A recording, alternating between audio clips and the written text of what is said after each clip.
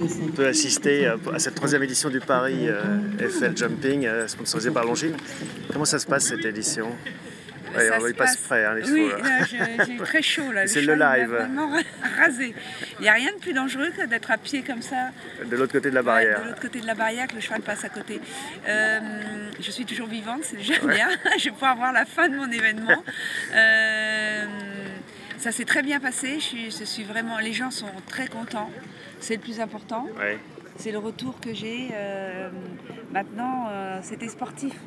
Entre la pluie, le foot, on a regardé le match hier, on a eu un grand prix dingue avec un barrage fantastique avec le numéro 1 français Simon Delestre. Oui, Simon Delestre, et la meilleure cavalière au monde, la numéro 4 mondiale, Pénélope Le Prévost. Il était deuxième et troisième. Ouais, et Rolf Bergson, le Suédois, qui va aussi partir aux Jeux Olympiques avec ce cheval-là à remporter l'affaire. Oui, c'est la dernière, c'est le dernier grand événement avant les Jeux, hein, justement, dernier échauffement, dernier tour de piste. C'est merveilleux de pouvoir avoir ça à Paris, un mois avant les Jeux, c'est-à-dire que Simon Delestre, il va partir avec ce cheval-là aux Jeux, Ryan, qui est le Japlou, le futur Japlou de notre sport, et Pénélope Le Prévost, qui a 2 chevaux et qui va hésiter entre Vagabond qu'elle a monté hier et sa jument Flora.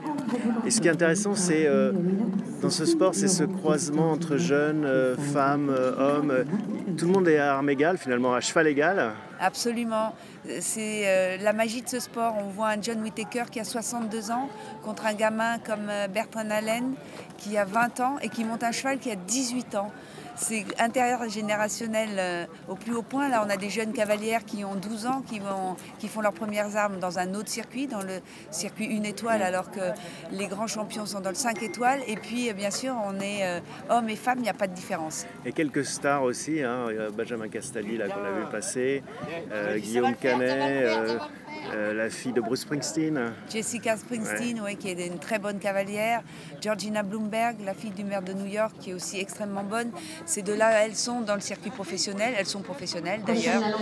Et c'est ce mélange justement de genre, de toute classe sociale, de tout horizon politique, artistique, terrien, agriculteur. C'est ça qui est génial dans ce sport. Et c'est aussi la marque que vous voulez donner à cet événement, un mélange en effet sportif mais aussi culturel, d'innovation. Hein. Vous êtes une descendante de Gustave Eiffel, il faut le rappeler.